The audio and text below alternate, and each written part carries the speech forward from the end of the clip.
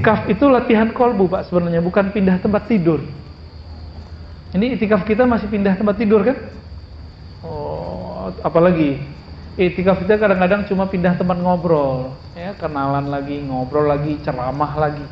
Kalau itikaf gak usah banyak-banyak ceramah, banyakin amal. Karena aku udah kebanyakan ceramah kan? Kecuali emang udah jadwalnya di masjid ceramah, udah kita biarin. Tapi jangan banyak-banyak lagi. Nabi itu kalau itikaf off ngajar, nggak ada cara ngajar lagi. Yang beliau lakukan cuma mendidik jiwa.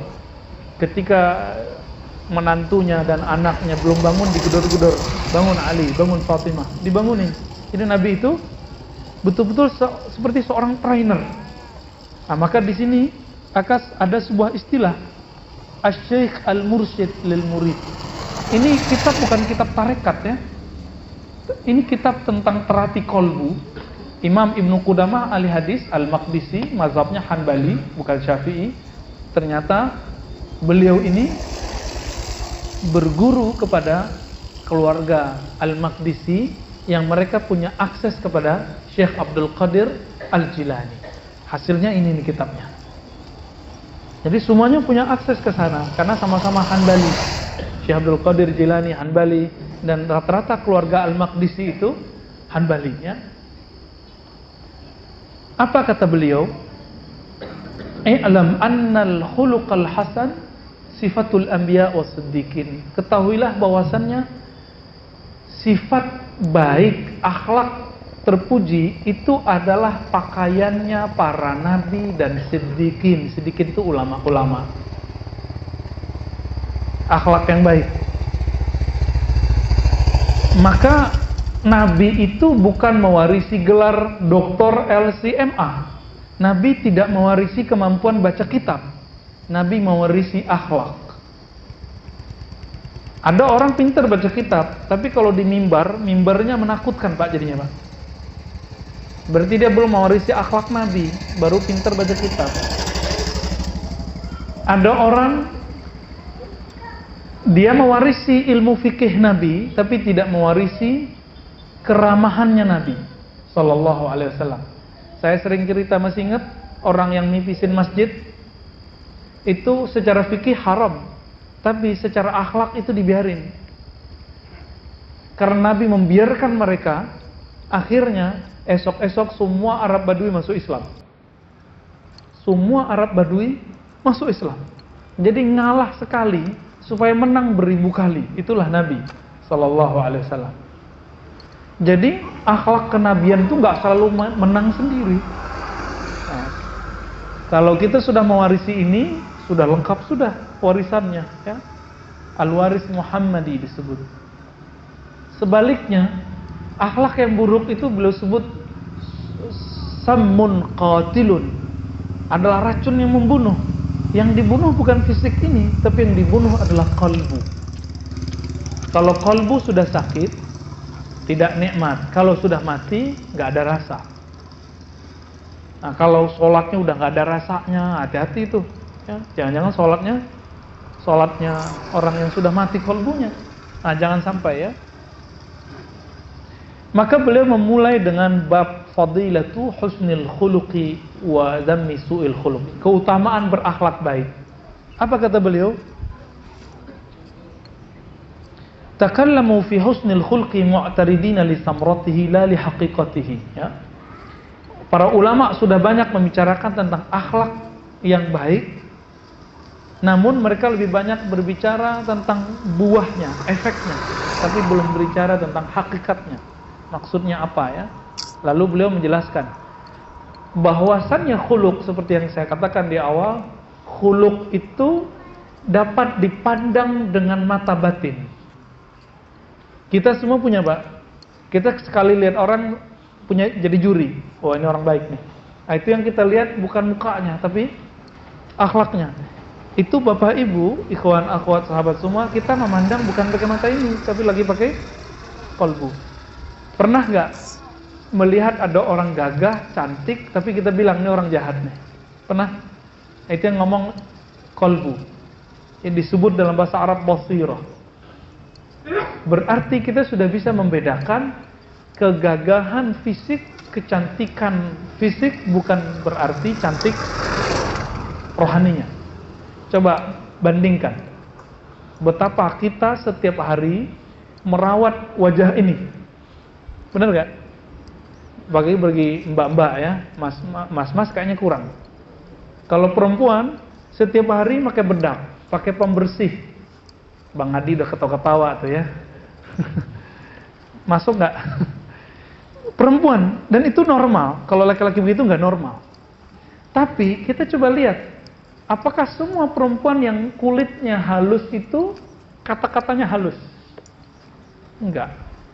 Apakah semua perempuan yang di bleaching apa tuh ya, putih, ada yang udah putih pengennya agak sawo mateng, tapi ternyata walaupun halus kulitnya, cantik, rupawan, rupawati ya, ternyata pas dia ngomong kita kaget, belagu gitu ya.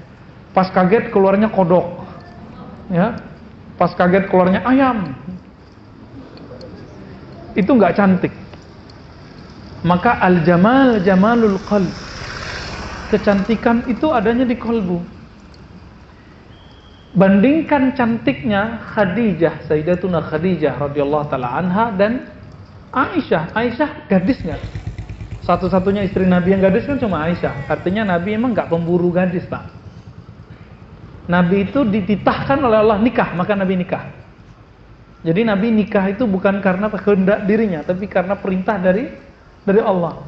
Ketika terakhir menikah dengan Zainab binti Jahaz, turun lagi ayat tidak boleh dinikah. Nabi nggak nikah lagi.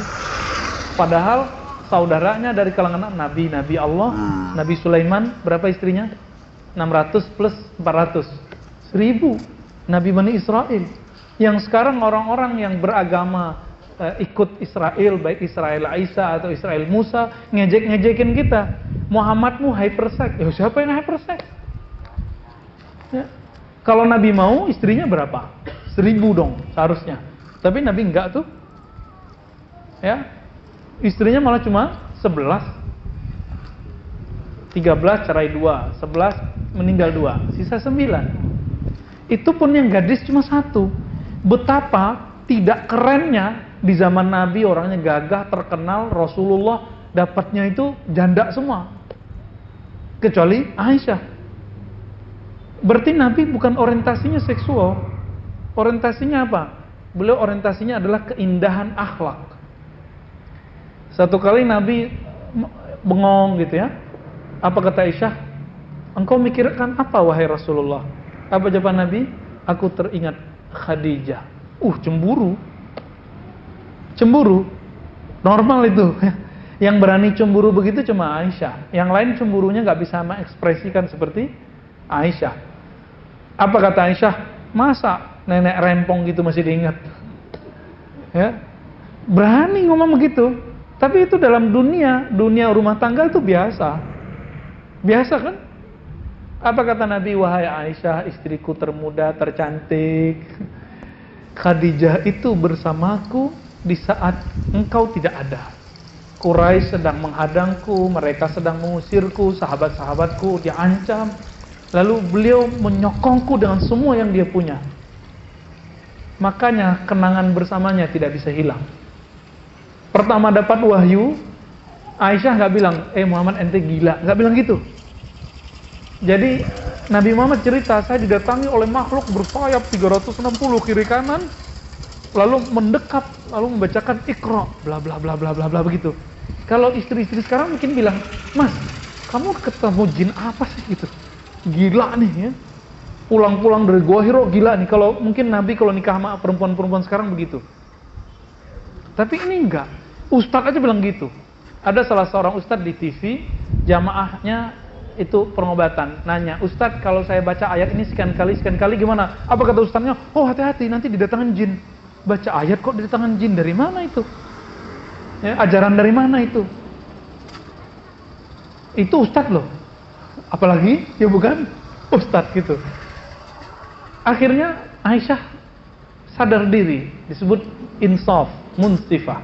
Ya, oh iya, saya waktu itu masih bocah kecil, tapi Aisyah sudah berkorban. Jadi sahabat yang mulakan Allah, Nabi SAW itu teringat Khadijah bukan fisiknya, tapi teringat akhlaknya. Dapat wahyu malah dikuat-kuatin, kamu normal, orang baik, nggak mungkin didatangi makhluk-makhluk yang jahat. Begitu nguatinnya. Maka siapa yang mewarisi ilmu Khadijah, akhlak Khadijah, dia tidak pernah membuat sedih suaminya. Dia selalu menguatkan suaminya. Ya, kalau pewaris Aisyah beda lagi, cerdas tapi tajam. Perlu juga tuh ya. Maksudnya perlunya apa? Nambah. Bukan gitu ya. Udah ngeres aja ke sono ya.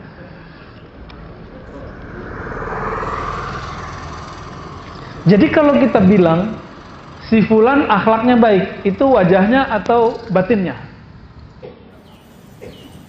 Wajahnya atau batinnya? Batinnya ya. Tapi kalau kita sebut si fulan cakep, itu apa? Wajahnya. Sepakat ya? Jadi sebenarnya saudara yang melakukan Allah, kita itu sudah biasa mengakses alam yang bukan zahir. Cuma nggak percaya aja. Kita setiap hari loh memandang yang tidak zahir itu. Setiap hari kita memandang yang tidak zahir. Kita sering ngomong, gue ikhlas loh. Itu kan ngomong mau menzahirkan yang batin, ya kan? Karena orang nggak percaya lalu kita zahirkan. Tapi semakin kita zahirkan yang batin, dia jadi nggak batin lagi. Nah, maka batin itu bahasa Arab sesuatu yang tersembunyi. Biarkan dia tersembunyi. Nanti biarkan orang-orang dengan batinnya memandang.